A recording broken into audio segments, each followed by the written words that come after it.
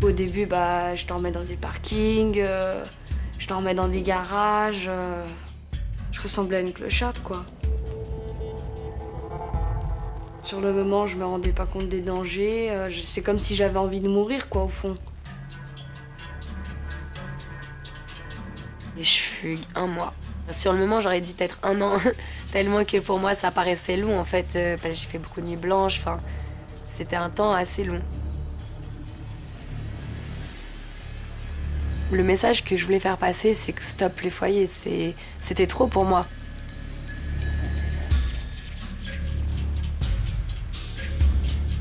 Il y a eu des fugues où on se sentait dans des endroits sinistres, de la ville, la nuit. Et puis des fois on se disait j'espère qu'il n'y aura personne, je vais passer dans cette allée, j'espère qu'il y aura pas de chiens. Puis voilà, il y a des moments où on a de la peur, voilà quoi.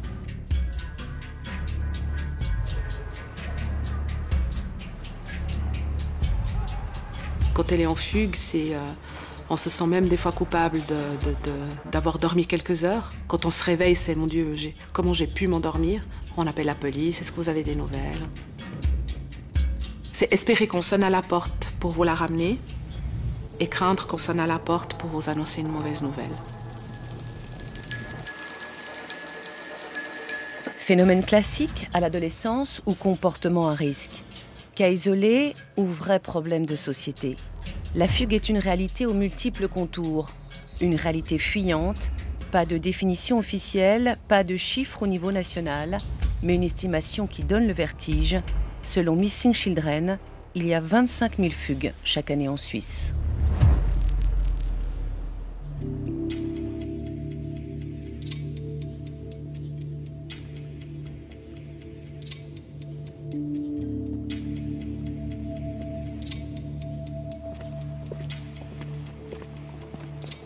La fugue, c'est quand il y a plus assez de mots en fait pour exprimer ce qu'il y a.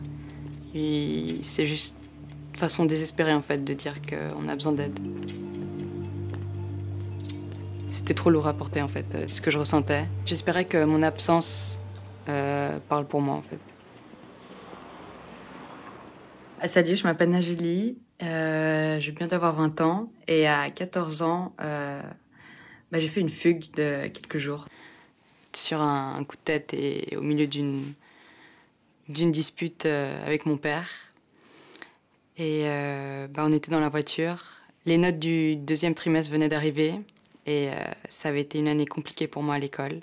Et du coup, à un feu rouge, j'ai juste ouvert la porte et j'ai couru le plus vite possible. Au bout d'un moment, à force de marcher dans le froid et d'être toute seule, sans rien, j'ai commencé à avoir peur, en fait. Et la communication, ça a toujours été difficile entre mes parents et moi. Enfin, j'avais envie qu'ils s'inquiètent pour moi, pour qu'on arrête vraiment de s'engueuler pour des petites choses comme l'école, et pour vraiment quand je revienne, qu'on avance ensemble en soi. C'était très dur parce que je me disais qu'est-ce qu'elle peut faire, est-ce qu'elle peut traîner dans les rues. Et dans tout l'espace où elle aurait pu marcher, je me rappelle que j'ai marché beaucoup de temps, même jusqu'au petit matin. Comment ça commence? Et il y a un moment qu'on a dit avec mon mari, on va aussi reporter à la police, c'est une mineure. Il faut le faire.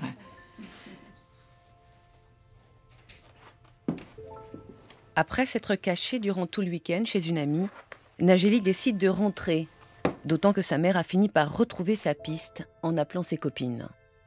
Je suis revenue et j'avais beaucoup de stress et d'angoisse. Et du coup, j'arrive et il y avait mes 2 parents. Et ils m'engueulent comme je me l'attendais. Il n'y a pas eu un réel échange, en fait. On a vu psychologue, pour que je lui parle, mais j'ai l'impression ils avaient totalement passé à côté, en fait. Alors que pour toi, c'était un événement à 14 ans. Ouais, c'était l'événement de ma vie en fait. Depuis cet épisode, Nagélie n'a plus fugué. La jeune fille a trouvé d'autres échappatoires, comme l'écriture. Le jeune loup qui voit flou au milieu de tous ces fous qui le mettent à genoux.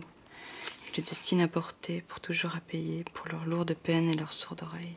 Car la vie est dure et le loup est sûr. Alors on l'enlace, on l'attache et tâche après tâche. Le loup reste fier et l'homme devient vipère. Car le son de la douce colère ne mène les âmes qu'en enfer. L'adolescence, c'est le moment de la séparation. C'est la séparation, c'est l'envie de pouvoir s'affranchir d'une dépendance aux parents. Et donc la fugue peut signifier quelque chose comme ça. Et des fois, c'est par rapport à l'impression d'être trop contrôlé, c'est par rapport à l'impression d'étouffer. Et donc à ce moment-là, l'adolescent ou l'adolescente va essayer de prendre sa liberté. Mais c'est toujours d'une forme, c'est toujours en cherchant un espoir. Et ça, je crois que c'est très important, même si ça angoisse énormément les parents, ça angoisse la société, c'est quand même une recherche d'espoir. Un vendredi soir comme un autre, à la brigade des mineurs de Genève. Alindar et son collègue sont de service de nuit. Leur mission, retrouver des jeunes en fugue. Au regard de la loi, les fugueurs n'ont pas commis de délit, mais en tant que mineurs, la police se doit de les protéger. Là, c'est un jeune, il est 2003. Lui, en fait, il a eu un conflit avec sa maman, il a quitté le domicile et il n'est pas rentré depuis. Est-ce qu'il avait déjà fugué auparavant? Pour lui, c'est une première fugue. Combien de cas de disparition ce soir? Alors, ce soir, on en a 5. Et étonnamment, c'est 5 garçons. Alors, c'est encore tôt, c'est 20h. Donc, peut-être que dans la nuit, on aura des avis de disparition qui vont arriver. Parfois, on a vraiment des pics où on peut en avoir une dizaine. Difficile d'imaginer que 1100 mineurs disparaissent en moyenne chaque année à Genève, même plus dans le canton nouveau, et encore, ce ne sont que les cas déclarés à la police. Le plus souvent, on les retrouve après 48 heures, mais parfois aussi après plusieurs semaines. Selon les statistiques de la police genevoise, 65% des fugueurs sont des filles. Ils sont de plus en plus jeunes, souvent entre 13 et 16 ans, et partent de plus en plus loin.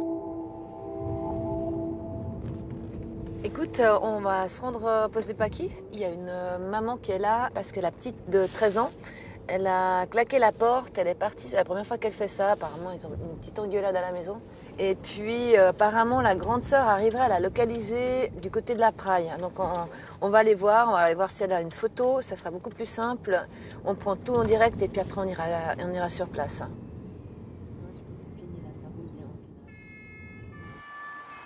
C'est la première fois qu'elle fugue? Elle avait déjà fugué la semaine passée. Mais par contre, que vous avez fait un... Elle a pété une côte à ma mère ce soir, quand même. Ah ouais. Parce que moi, je voulais pas la laisser partir. Bah ouais. Vous avez une photo, s'il vous plaît? Bien sûr. Puis elle porte quoi aujourd'hui?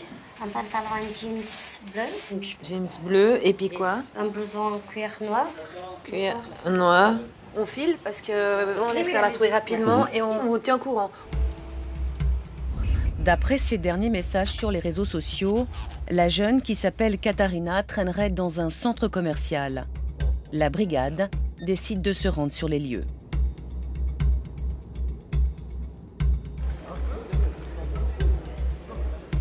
Une vague photo, pas de signe distinctif. Difficile de retrouver l'adolescente au milieu de la foule. Il y a un groupe de jeunes qui vient de sortir, mais je sais pas, j'avais pas l'impression qu'elle était avec, mais c'était un groupe un peu chaud comme ça. Cinéma ou sinon, je sais pas. Non, je pense pas qu'elle soit au cinéma, mais par contre, on va aller regarder du côté du bowling, là, ouais.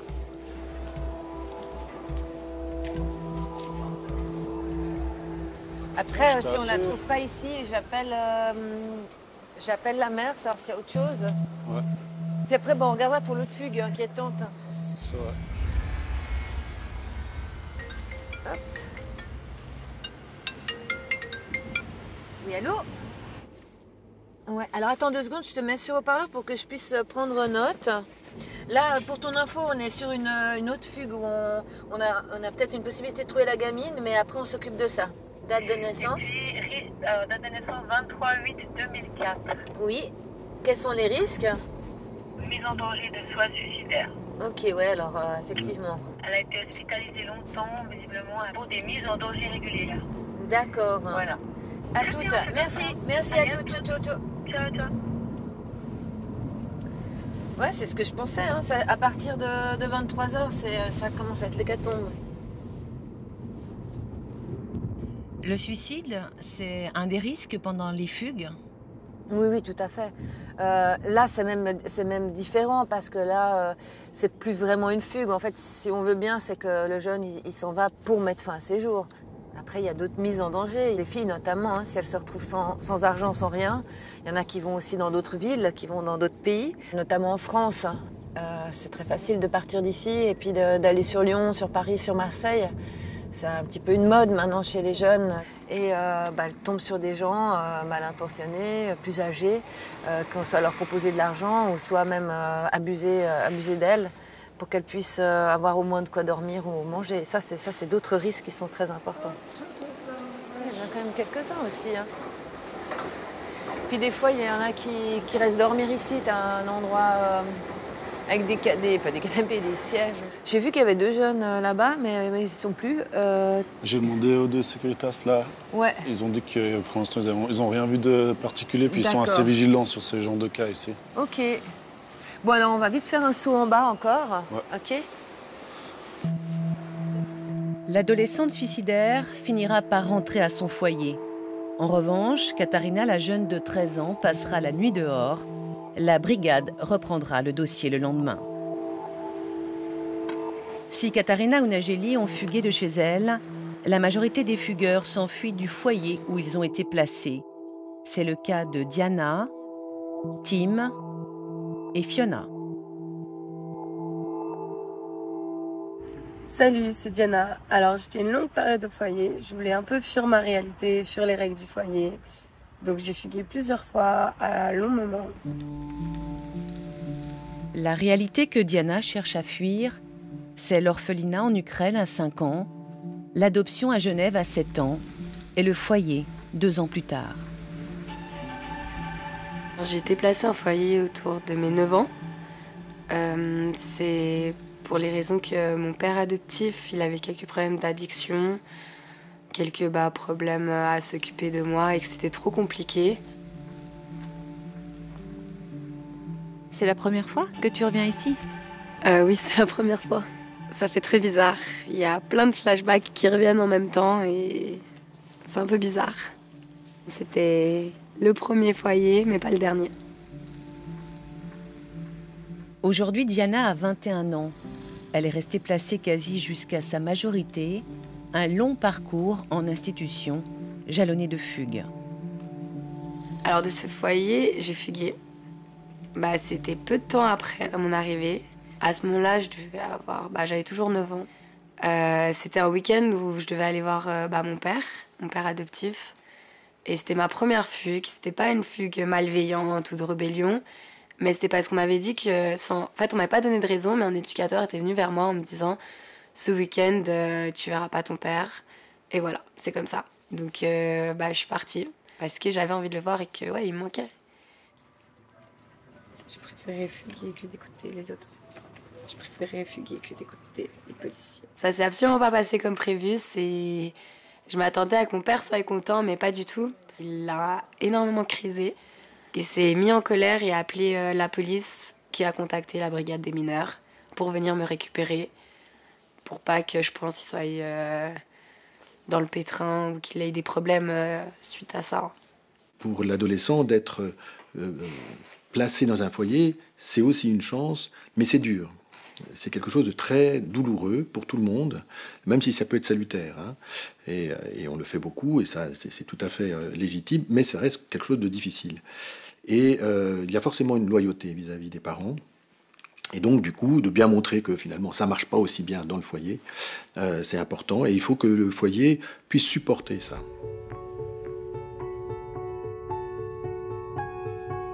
La vie de famille, non, je connais pas.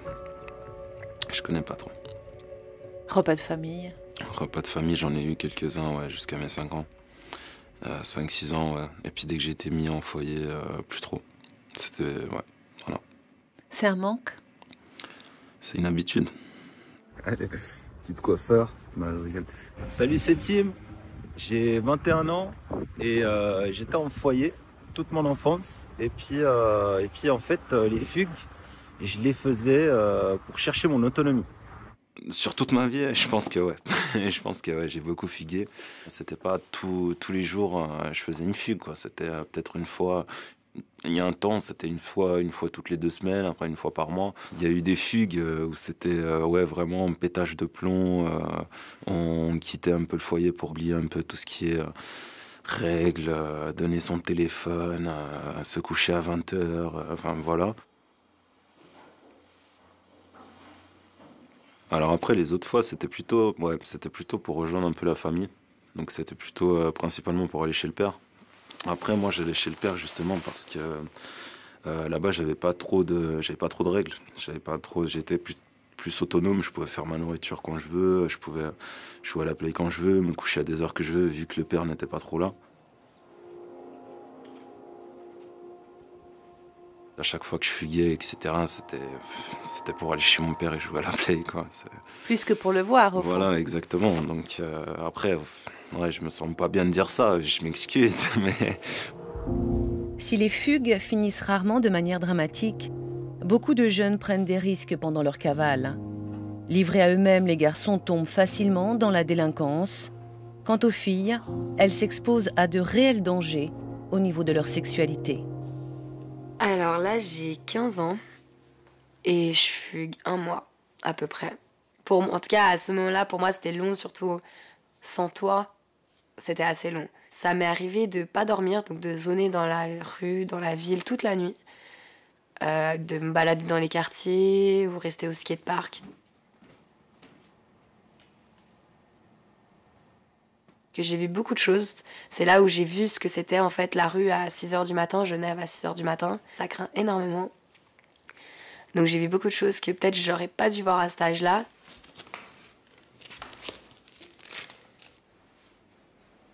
J'ai assisté à une agression. Un viol? C'était très intense, oui. C'était très intense parce que j'ai rien pu faire. Et je crois que c'est ce qui m'a frustrée et qui me frustrera encore au jour d'aujourd'hui. Qu'il y avait tellement de types autour de cette fille que j'ai rien pu faire. Alors ça aurait pu être clairement moi, mais à ce moment-là, je me suis pas dit ça. Voilà, c'est ça, lève tes mains. Et là, t'envoies, protège-toi. Tu reviens en garde, tu te protèges. Voilà, reste concentré, tu tournes, suis le sac. Tous les inconnus chez qui j'ai dormi, j'ai jamais eu de problème. Il n'y en a jamais qui ont essayé de profiter de toi ou... Alors jamais. Il y en a peut-être 1 ou 2 qui ont voulu essayer, mais pas forcer. Je montrais que j'étais là, je m'imposais, quitte à pas dormir chez eux, quitte à devoir les frapper alors qu'ils ont 15 ans de plus que moi, mais je montrais que j'étais là et que si j'étais pas d'accord, bah j'étais vraiment pas d'accord.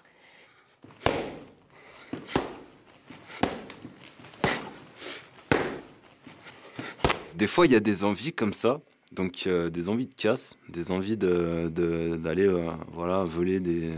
Bon, c'était surtout de la nourriture, on n'était pas là dans aller voler de l'argent, on n'était pas là pour braquer la caisse, pour commettre des grosses effractions quand même. Tu aurais pu glisser un moment dans une forme de délinquance? C'était volontaire. J'avais pas envie de rentrer dans la délinquance tout simplement parce que j'avais peur des sanctions, j'avais peur des prisons, etc. J'avais pas envie j'ai cette phobie d'être enfermé en fait. Je peux pas être enfermé. Ils font une cellule avec une porte blindée, des gens qui te donnent de la nourriture comme ça. Enfin, c'est pas ma vie.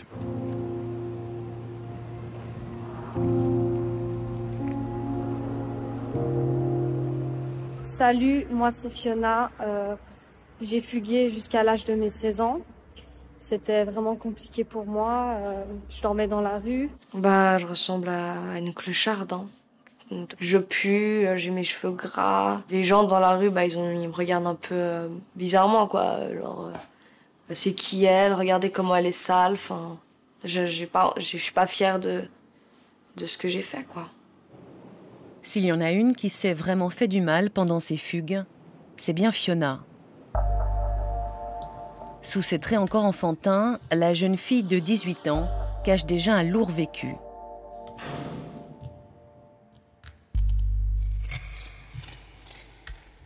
Ce qu'avant, j'avais jamais touché aux extas, à la cocaïne, au LSD. J'avais jamais vraiment essayé. Et quand j'ai commencé à essayer, je me suis vite rendu compte que c'était un cercle, en fait. Et que j'allais pas m'en sortir aussi facilement. Et c'est pendant les fugues que tu essayes la drogue? Voilà. Pendant les fugues, on faisait des soirées tous les jours. Pour moi, le week-end, c'était toute la semaine, quoi. C'était vraiment... Enfin, je commençais vraiment dur, quoi. À consommer beaucoup, je donnais presque plus de nouvelles. Il y a même un temps où, pendant une semaine, j'ai pas donné de nouvelles. Et mon éducateur, Philippe, il m'a retrouvée à l'hôpital, que la police m'avait amenée à l'hôpital et j'étais complètement droguée. J'étais incapable d'avoir une discussion normale avec des gens, enfin... Voilà. Il avait carrément peur pour ta vie, il nous a dit, hein? Oui, il avait peur pour ma vie, il avait peur que je finisse morte ou violée, quoi, parce que j'étais à un stade où vraiment ça n'allait plus, quoi. Pourquoi tu faisais ça, tu crois? Peut-être pour oublier tout ce que j'ai vécu dans ma vie, en fait. Pour oublier les foyers, pour oublier ma mère qui m'embêtait, la vie un peu dure que j'ai eue, quoi. Une mère qui a des problèmes d'alcool, de la violence à la maison, Fiona est placée en foyer à l'âge de 12 ans. Un placement qu'elle n'a jamais vraiment accepté. Très vite, elle fait le mur. C'était 1 fois par semaine au début. Après, ça a commencé à augmenter à faire 2-3 fois par semaine. À l'époque, j'étais au cycle de Dries, mais j'y allais pas beaucoup, quoi. Première année du cycle, j'y suis allée, quoi, peut-être 15 fois. C'est un espèce d'appel à l'aide, quoi, pour dire je suis là, venez m'aider, quoi. Vous voyez pas que je suis en train de souffrir. Et après, les gens, ils ont commencé à se poser des questions, quoi. Et ils comprenaient rien, en fait.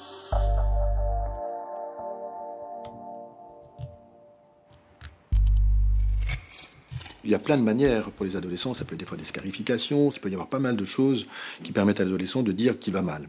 La fugue, c'est un moyen assez particulier, et dans un jeu de cache-cache des fois aussi, hein, ils ont envie d'être trouvés quand même, et puis que les personnes s'inquiètent. Alors c'est pas conscient tout ça, hein, ils ne le font pas ça de manière volontaire en disant on va me chercher, mais il y a quand même ça derrière. Est-ce qu'en fugue, toi, tu sais que tu es recherché par la police? Bien sûr que je le sais, mais au tout début, quand je commence à fuguer, c'est sûr que quand je pars du foyer, qu'ils me disent on va appeler la police, au début, j'avais un peu peur. Donc quand je fuguais du foyer, je partais en courant pour éviter que la police me retrouve tout de suite, quoi. Et puis quand ça a commencé à être des longues fugues de 1 mois et quelques, il y a mon prénom qui est sorti dans les trams. Et quand j'ai entendu carrément qu'ils me recherchaient à ce point, j'ai commencé à avoir peur, quoi. À force de fuguer, Fiona se met de plus en plus en danger. Outre les risques liés à la drogue, la jeune fille échappe de justesse à un viol.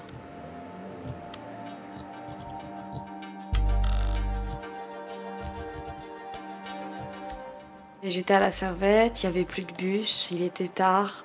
2 jeunes en 35-40 ans qui veulent me ramener quelque part. Je dis que c'est bon, ça va, je vais y aller à pied, c'est pas grave. Mais ils insistent, ils me disent « Mais allez, on n'est pas méchants, t'as vu, on est sympa avec toi, on veut te ramener. » Donc je leur dis « Bon, ok. » Et j'étais au téléphone avec une amie à moi qui me disait « Mais t'es malade, monte pas dans cette voiture, tu les connais même pas. » Et moi, je lui ai raccroché au nez, je lui ai dit « T'inquiète, ça va, ça va. » Ils m'ont obligée à boire, à fumer. Ils ont essayé de me déshabiller, m'ont embrassée. Et sur le moment, j'ai cru que j'allais y passer, quoi. J'ai regardé un petit peu tout à l'heure les disparitions qu'on avait hier soir. C'est bien, il y en a en tout cas celle qui est inquiétante. À des cheveux courts noirs, porte un veste de jogging bleu et blanche. Sous cette veste de jogging, un sweat rouge. C'est parti.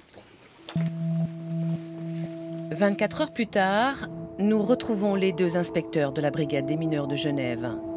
La nuit a passé et la jeune Katharina n'est toujours pas revenue chez sa mère. Mais bonne nouvelle, les policiers viennent de la localiser à Meyrin, en compagnie de 2 copines et d'un jeune adulte. Ah là, elle est là.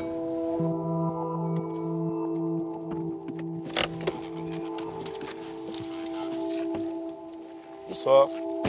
Bonsoir, c'est la brigade des mineurs. Donc j'imagine c'est Katharina, non, D'accord. Et toi? Mariana. Mariana, bonjour. Et elle est où maintenant En fait, Je viens de la poser là, je viens de la poser à l'arrêt. Elle m'a dit, ouais, je lui ai Parce qu'il y avait une copine qui l'attendait en voiture. Le but c'était que vous la gardiez, qu'on puisse lui c'était parler. elle. Je vous ai expliqué qu'elle a... Non, parce que je vous ai dit, moi je la dépose. Moi, je peux la garder, elle est mineure et puis Mais vous comprenez, non, mais monsieur, vous comprenez bien que nous on la recherche depuis 2 jours. Sa mère, elle est super inquiète. Et mon collègue, j'étais à côté de lui au téléphone, il vous dit de rester avec. Ça c'est un problème. Là, elle repart dans la nature, elle se met en danger. Allô, Katharina? Plus de 24 heures après sa fugue, l'adolescente de 13 ans est enfin retrouvée.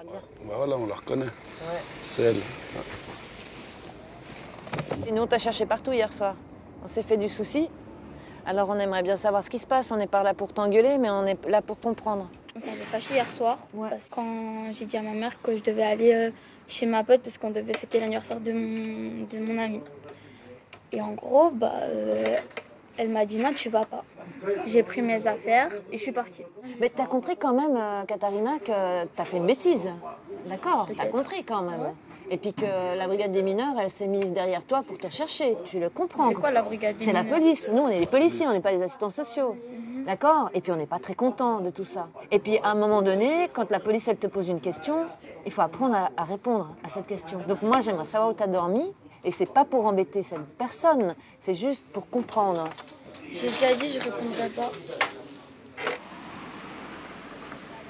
Après une demi-heure de discussion, Katharina refuse toujours de dire où elle a passé la nuit. Elle accepte en revanche d'aller dormir chez la voisine. Mais ce qu'elle ignore, c'est que sa mère l'attend dans l'appartement. On peut s'installer, qu'on discute ensemble. Viens, on discute un peu avec ta maman et puis il faut qu'on trouve une solution, parce que sinon tu vas être malheureuse tout le temps comme ça. J'ai rien à lui dire. T'as rien à lui dire? Mais... Non, je sais pas pourquoi t'es là aussi. Parce que ta maman, elle aimerait quand même que tu comprennes que t'as fait du souci à tout le monde, que quand elle te dit quelque chose de pas sortir, tu dois pas sortir, qu'il y a des règles à respecter, c'est ça. Elle m'a dit grosse pute, tu me fais honte, tu es la plus grosse pute de Genève. Elle m'a énervée. Oui, on est tous des fois énervés. À croire, insulter, c'est quelque chose de grave. Bien sûr que c'est grave. Et surtout sa maman, tu sais. Je ne veux plus permettre qu'elle aille dormir chez quiconque. Là, je vais vraiment serrer. Quand j'ai envie d'être tous les jours avec toi, comment t'es? Bah oui, logique. Bien sûr. Et alors, voilà, puis on prendra et tu iras dans son foyer. Ouais, y a pas de problème, aucun problème. T'as compris le message. T'as fugué. Maintenant, nous aussi, la police, on te donne un avertissement. Parce que maintenant, c'est clair, on te connaît. Maintenant, tu fugues, on te retrouve beaucoup plus facilement. D'accord? Donc nous, on va te laisser, parce qu'on a encore d'autres personnes aussi à ramener à la maison. Mais effectivement, moi, j'ai plus envie de te voir dans ces circonstances-là.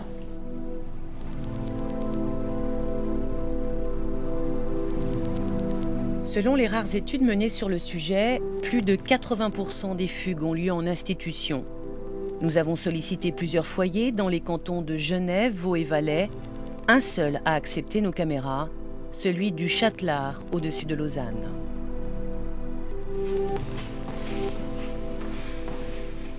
Carolina a tout juste 15 ans. Cela fait 3 ans qu'elle est ici. À peine arrivée, elle aussi a fugué.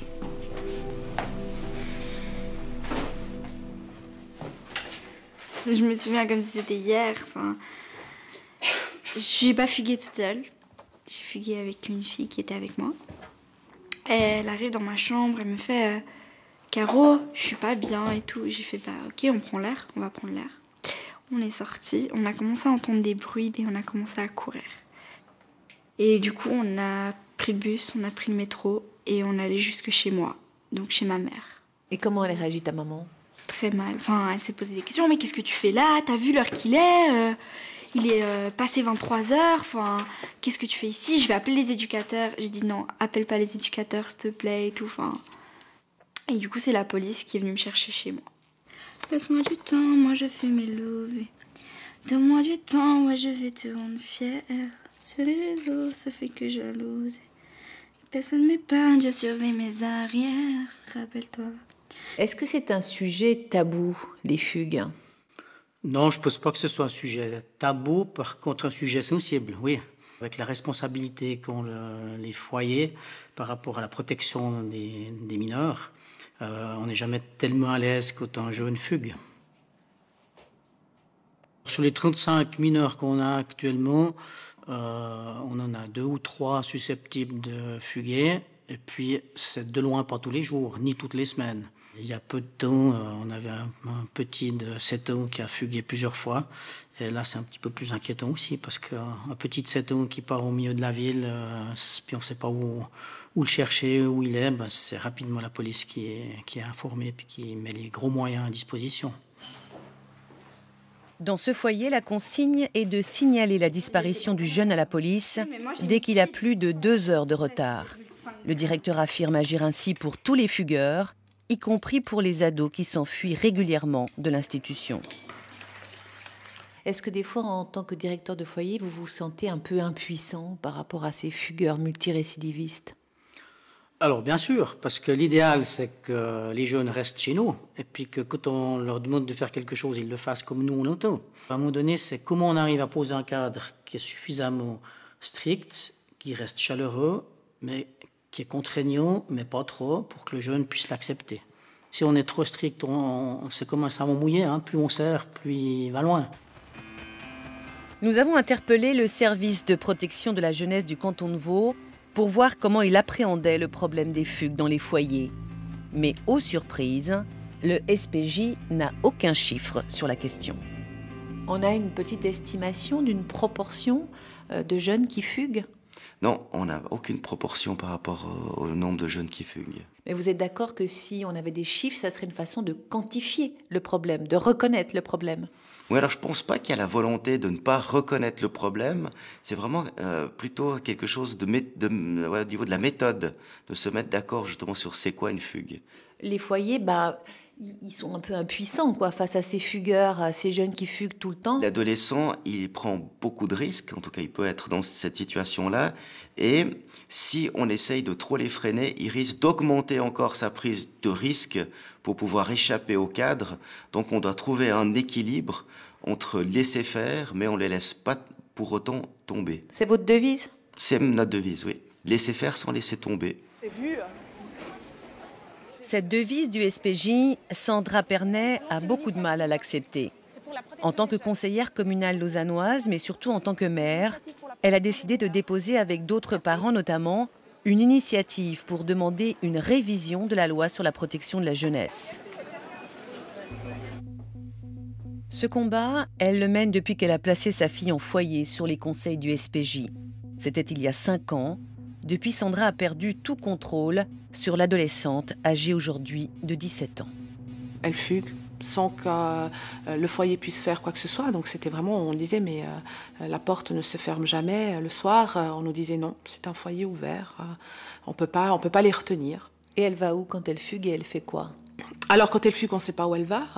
On apprend comme ça des fois qu'elle a dormi chez des copains, chez des copines, mais sans plus en fait finalement. Bien sûr qu'il y a mise en fugue à chaque fois quand elle ne rentre pas. La police la cherche les premiers temps. Très souvent c'est nous qui l'avons trouvée, ou alors elle se faisait arrêter par la police parce qu'elle avait commis des petits délits. Mais voilà, mais très souvent c'est nous qui la trouvions et qui devions la ramener au foyer. De fugue en fugue, l'adolescente finit par ne plus aller à l'école. Aujourd'hui, elle en est où dans sa scolarité, votre fille ? Pas de scolarité, c'est même pas on est où, c'est qu'il n'y a rien, absolument rien. C'est même pas scolarité, il n'y a rien. Elle n'a pas de certificat de fin elle a rien. D'école obligatoire ? Elle a rien. Elle a rien. Un enfant qui est suivi par la protection des mineurs doit être un enfant qui est plus protégé qu'un enfant qui vivrait en milieu familial, finalement. Et là, on leur donne quoi comme avenir ? Si on les laisse ne plus aller à l'école, si on les laisse ne plus avoir de cadre de vie, ils deviennent quoi, ces enfants ? Est-ce que vous reconnaissez ce problème et ce lien entre fugue chronique et déscolarisation ? Oui, parce que dès le moment où l'adolescent fugue et fugue régulièrement, forcément, il va plus aller à l'école, ce qui est regrettable pour lui, pour son parcours de vie, parce qu'à ce moment-là, l'école n'est pas la priorité de l'adolescent. Quand les parents confient leur enfant au SPJ, c'est qu'on est déjà arrivé dans une situation qui est difficile, où souvent les adolescents vont déjà plus à l'école. Donc pour nous, il s'agit, face à ces situations-là, d'essayer de redonner un cadre. Et on a l'obligation de mettre des moyens par rapport à ça. On le fait. Par contre, parfois, les résultats ne sont pas là ou peinent à venir. Et c'est parfois le reproche qu'on peut nous faire. Outre le fait d'être déscolarisée, la fille de Sandra a commencé aussi pendant ses fugues à consommer de manière excessive de l'alcool et de la drogue.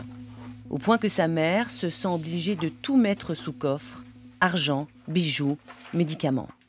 On a un jour entendu du bruit devant notre porte d'entrée. Donc notre fille était effectivement en fugue. Et quelqu'un l'avait déposée devant chez nous, quasiment dans un coma éthylique. Elle était inconsciente pratiquement. Elle était dans un état juste désastreux. Qu'est-ce que vous redoutez le plus chaque fois? L'agression physique ou sexuelle, l'overdose. Comment on vit tout ça, Sandra, quand on est une maman comme vous? Je ne sais pas quoi vous dire. C'est des états qui passent de la colère à l'angoisse, à l'inquiétude. On passe par tous ces sentiments-là. Émotionnellement, c'est épuisant. Fatiguée et un peu perdue, Sandra Pernet s'est tournée, comme beaucoup de parents, vers l'association Missing Children Switzerland, qui a mis en place une ligne d'urgence. L'association a été fondée par Irina Lucidi après le drame de ses jumelles qui a bouleversé toute la Suisse en 2011. Souvenez-vous, son mari avait enlevé ses fillettes de 6 ans puis s'était suicidé. Alessia et Livia, elles, n'ont jamais été retrouvées. À défaut de pouvoir combler la perte de ses enfants, Irina a choisi d'aider d'autres parents en détresse pour leur apporter le soutien qui lui a cruellement manqué. J'étais seule, mais seule. Genre, il me disait, mais rentrez chez vous, allez vous boire un thé. Mais moi, je comprenais pas. J'étais hystérique, bien évidemment, hyper anxieuse. Et voilà, c'était très, très compliqué. C'était vraiment très, très compliqué. La chose la plus importante pour nous, c'est quand même le soutien aux parents. On les aide, on les soutient. On les oriente, on les aide à gérer cette attente qui est quand même tout le temps difficile au niveau des parents. Après, on collabore aussi en parallèle, je dirais presque, au niveau des recherches, parce qu'on a des internautes qui nous suivent. L'année dernière, d'ailleurs, nos internautes ont quand même trouvé 3 enfants. C'est important. On a eu presque un demi-million de partages sur la publication en question et ils ont été retrouvés en moins de 24 heures. Donc quand même, ça compte. Absolument renversant. Au-delà des enlèvements parentaux, Missing Children s'est donné pour mission de sensibiliser le public et les institutions à la problématique des fugues, une problématique dont on parle peu en Suisse. C'est à l'association que l'on doit d'ailleurs la première étude quantitative sur le sujet dans le canton de Vaud et l'estimation au niveau national, selon laquelle il y a 25 000 cas de fugues par année. Les fugues concernent de plus en plus des très jeunes, donc préadolescents, je dirais, 11, 12 ans, 13 ans. Donc un mineur de 13 ans qui fugue, c'est quand même un problème, parce qu'il fugue, on ne sait pas où il est. Quand on n'a pas de chiffres, on ne peut pas en parler politiquement, on ne peut pas affronter un problème qui n'existe pas. Pas de chiffres, pas de problème. Donc c'est comme si on ne regardait pas cette réalité, comme si elle n'existait pas, finalement. Au niveau politique, une autre femme a essayé de faire bouger les choses, Géraldine Marchand-Ballet. La conseillère nationale valaisanne sortante a déposé en 2017 une motion parlementaire pour qu'on ait enfin des statistiques fiables sur les enfants disparus. Manque de courage politique, aveuglement ou naïveté, le Conseil fédéral a estimé qu'il n'y avait pas urgence à statuer. Résultat, la motion a été ni plus ni moins liquidée cet automne. Mais les bras m'en tombent. Cette motion n'a même pas été mise encore à l'ordre du jour du Parlement. 2 ans de délai dépassé, circulé, il n'y a rien à voir, on ne veut plus en entendre parler. Finalement, on attend quoi? On attend un nouveau drame pour mettre en place tout un nouveau processus. Je pense que c'est un déni de ne pas accepter, de ne pas vouloir prendre ses responsabilités et attaquer un tel sujet. Moi, j'étais choquée. Je dois dire que j'étais choquée. On a des statistiques sur les prénoms les plus répandus en Suisse. Sur les prénoms, c'est génial, c'est mignon. Mais pas sur la disparition des enfants. C'est un phénomène rampant que les pays avoisinants ont déjà pris beaucoup plus à bras-le-corps. Il y a beaucoup plus de diffusion d'avis de disparition. Ça ne veut pas dire qu'ailleurs c'est plus grave, ça veut dire que chez nous on les retient au niveau de la communication. Et donc les gens ont l'impression que de temps en temps il y a quelqu'un qui disparaît, mais je ne pense pas que ce soit ça. Parmi les pays qui prennent très au sérieux la question de la disparition des mineurs, il y a la Belgique. Quand l'association suisse est née, elle a pris modèle sur Child Focus à Bruxelles, un centre qui traite 1000 dossiers de fugues et disparitions, soit 30 fois plus qu'en Suisse. Nous avons accompagné l'équipe de Missing Children dans les locaux de l'organisation où ils se rendent 1 fois par année, histoire de s'inspirer de ce modèle belge, unanimement reconnu en Europe. La Belgique a vécu le traumatisme de l'affaire Dutroux en 1996. Donc l'affaire Dutroux, c'est l'enlèvement en fait de 6 jeunes filles, dont 4 sont décédées malheureusement. Suite à cet événement, il y a eu un élan populaire, un élan de soutien en fait aux familles et une certaine révolte aussi de la population.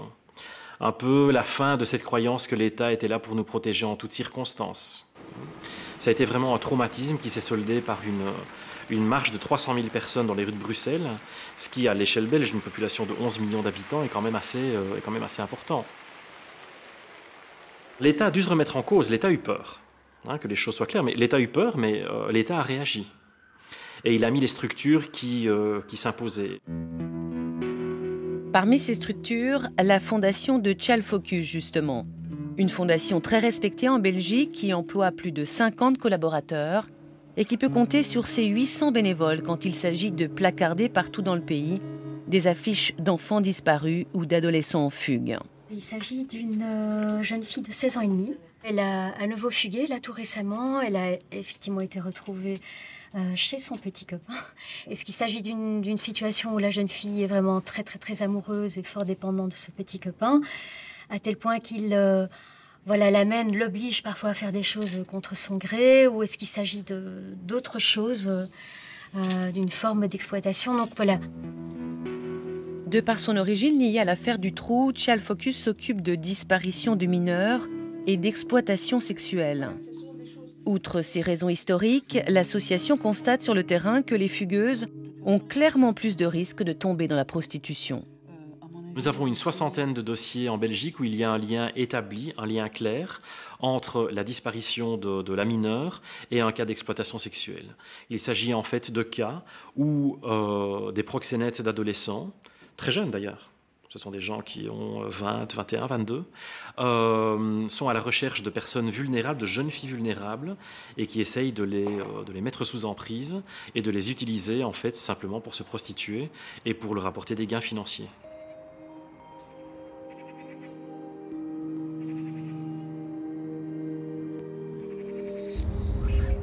En Suisse romande, personne ne nous a parlé de cas avérés de proxénétisme d'ados.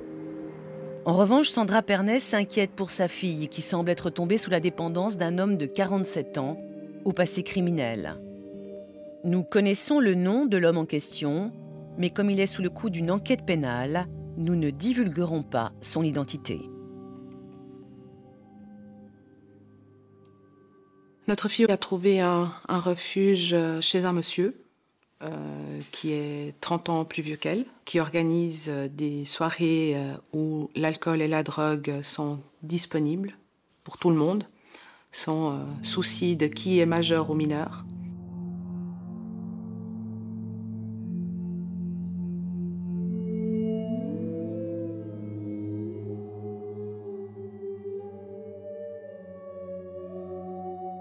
Comment vous avez découvert tout ça?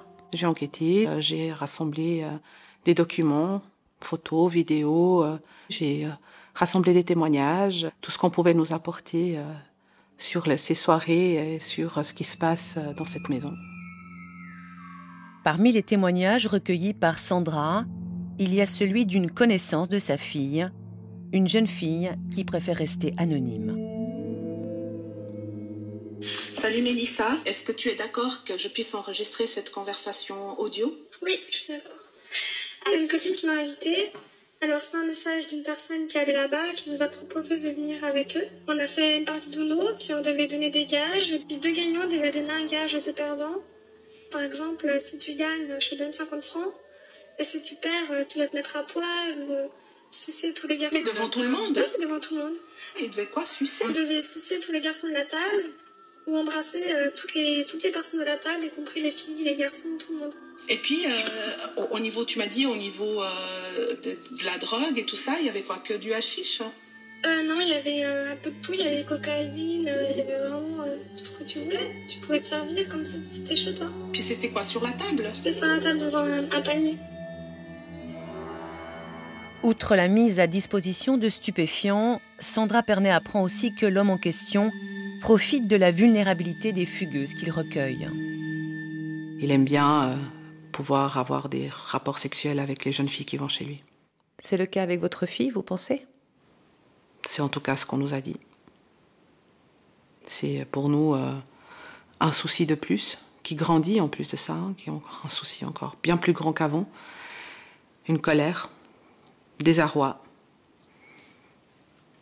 C'est impensable pour nous. Sandra et son mari ont porté plainte contre l'individu à la fin de cet été. Quelques mois auparavant, le service de protection de la jeunesse l'a également dénoncé à la justice, entraînant ainsi l'ouverture d'une instruction pénale, notamment pour relations sexuelles avec des mineurs de moins de 16 ans. Ça veut dire que des mineurs suivis par le service de protection de la jeunesse du canton de Vaud ont eu affaire à cet homme? Oui. Et ils ont été entendus? Elles ont été entendues. Par contre, quand elles ont été entendues, elles ont minimisé complètement ce qui se passe avec cet individu. Elles n'avouent rien du tout. Rien du tout, aucune relation sexuelle ou... Ce qu'elle dit, c'est qu'en fait, cet individu s'occupe bien d'elles, qu'elles ont un toit, et puis que c'est plutôt amusant d'être avec ce monsieur. Vous en avez parlé à votre fille? Elle dit quoi, elle, concernant ce monsieur? Quelqu'un de très bien. Super. Que tout ça, c'est des mensonges. Elle est mieux chez lui qu'ici. Ou ailleurs. Qu'elle se sent bien là où elle est. Le SPJ sait, la police sait, et personne ne peut rien faire pour l'instant. C'est choquant de ne rien pouvoir faire face à quelque chose qui nous échappe complètement. C'est la raison pour laquelle on a dénoncé cet individu pour que les actes stoppent. L'homme en question a également été entendu. Nous avons pu consulter le procès-verbal de son audition. Non seulement il ne nie pas recueillir des jeunes en fugue, mais il se permet en plus de narguer ceux qui l'interrogent.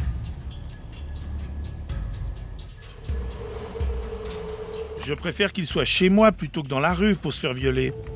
Chez moi, c'est le seul endroit où ils sont en sécurité. Je pense que c'est un peu comme un foyer d'accueil. Concernant les filles, mieux vaut qu'elles soient chez moi tranquilles plutôt que dans la rue à se faire baiser. Je ne vais quand même pas vérifier leur carte d'identité. Moi, ce que je veux, c'est qu'elles aient plus de 16 ans. Concernant l'alcool, je ne laisse rien à disposition. Tout est dans ma chambre. Ce n'est pas laissé sur ma table. Pour la drogue, ils n'ont pas besoin de mon aide.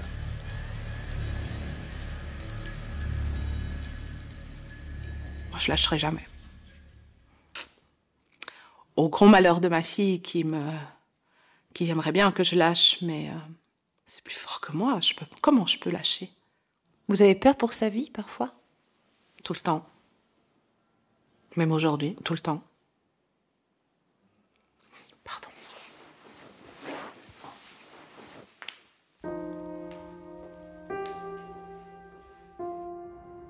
La Belgique a fait de la disparition des mineurs une affaire d'État, alors que la Suisse se refuse toujours à reconnaître les fugues comme un problème de société, au point même de ne pas chercher à collecter des données au niveau national. Une situation que dénonce le Comité des droits de l'enfant des Nations Unies et les fondations actives dans le domaine. Il faut qu'en tant que société, on protège nos mineurs. C'est notre obligation. Et transmettre cette sensation à tous les enfants qui sont en Suisse, que leur absence ne nous est pas indifférente. Je pense que ça, c'est très important.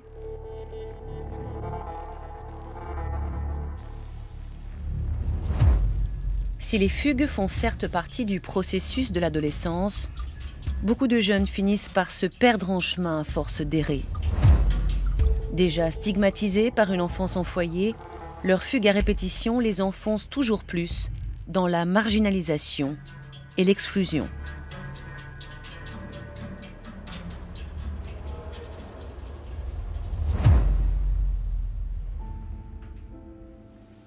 À 21 ans, Tim n'a pas fini l'école, il survit grâce à des petits boulots.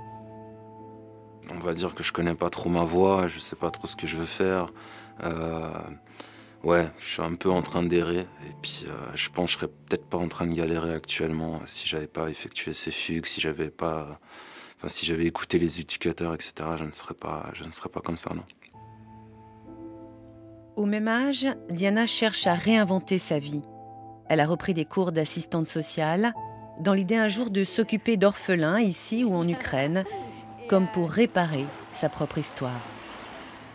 Et à long terme, ce serait de changer de pays, de faire quelque chose de tout nouveau, de plus être Diana, vraiment d'être quelqu'un de tout nouveau, de tout recommencer à zéro avec des nouvelles personnes, et voilà. Quant à Fiona, elle vient à peine de sortir de son adolescence chaotique.